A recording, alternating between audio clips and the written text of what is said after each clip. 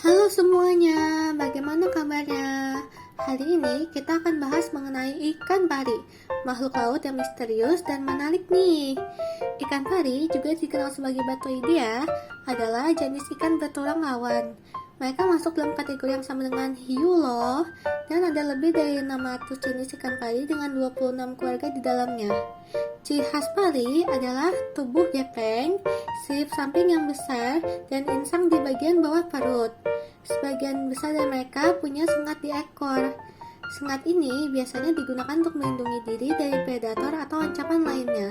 Sengat ini memiliki ketajaman dan racun yang bisa menyebabkan sensasi sakit intens, pembengkakan, dan bahkan memicu reaksi alergi. Kejadian berujung kematian memang jarang terjadi dan kurang dari 1 kasus per tahunnya. Namun, kasus yang paling terkenal adalah insiden tragisnya Steve Irwin. Saat melakukan rekaman di bawah air, dadanya tertusuk oleh ekornya pada ekor pendek dan mengenai trakea. Meskipun usaha penyelamatan dilakukan dengan cepat, Steve Irwin akhirnya meninggal dunia karena cedera di dideritanya.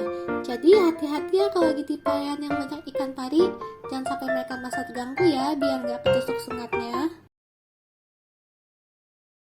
Tapi ada ikan pari yang namanya pari manta. Bedanya, pari manta nggak punya sekat di ekor dan ramah banget sama makhluk lain.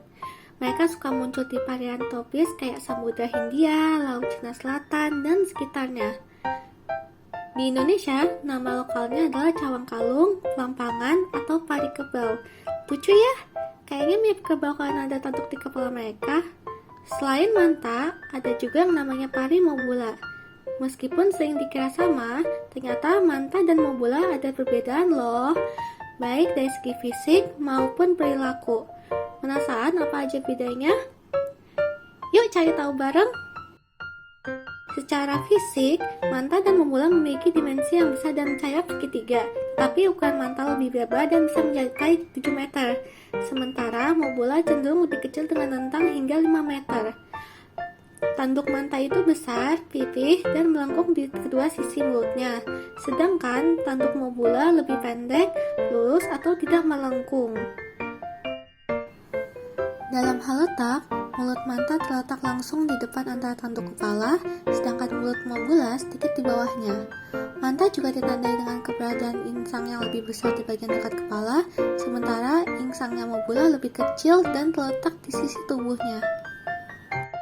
Dari segi perilaku, manta cenderung tenang dan sering berkumpul di area-area tertentu, terutama di dasar laut yang digunakan untuk pembersihan ikan dan kaya akan plankton. Sementara itu, mobula lebih aktif dan suka meloncat di udara sebagai bentuk komunikasi atau panggilan untuk kawin. Perbedaan juga terlihat dari cara keduanya mencari makan. Manta menggunakan metode filter feeding, sehingga mereka mencari makan secara pasif dengan menyaring plankton dan ikan kecil. Di sisi lain, mobula juga menggunakan metode serupa, tetapi lebih aktif dalam memangsa daripada manta.